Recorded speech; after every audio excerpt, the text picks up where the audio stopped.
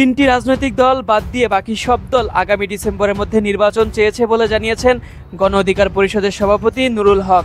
তিনি বলেন, Nikkei Asia ফোরামে প্রধান উপদেষ্টাকে উদ্ধৃত করে একটি বক্তব্য এসেছে যে একটি মাত্র দল ডিসেম্বরের আগে নির্বাচন চেয়েছে। এই বক্তব্যটি সঠিক নয়। নির্বাচনের বিষয়ে নুরুল হক বলেন, প্রধান উপদেষ্টার ঘোষণায় বলা আছে আগামী ডিসেম্বর থেকে পরের বছরের জুনের মধ্যে নির্বাচন আয়োজনের কথা।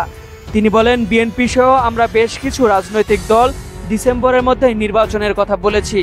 এটাও প্রধান উপদেষ্টার ঘোষিত রোডম্যাপের মধ্যে আছে।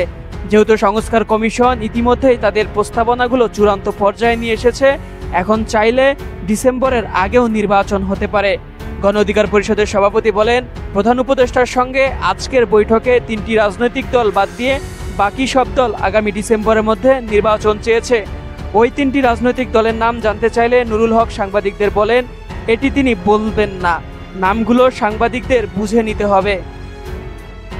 সংস্কারের বিষয়ে নুরুল হক বলেন, যে সংস্কারগুলোর বিষয়ে সবাই একমত হয়েছে সে সংস্কারগুলো বাস্তবায়ন হোক।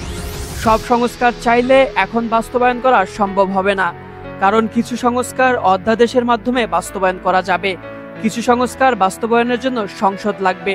তিনি বলেন, যে জন্য আমরা বলেছি জাতীয় ঐক্যমতের ভিত্তিতে যতটুকু সংস্কার করা যায় সেদিকেই হাঁটা উত্তম। নুরুল হক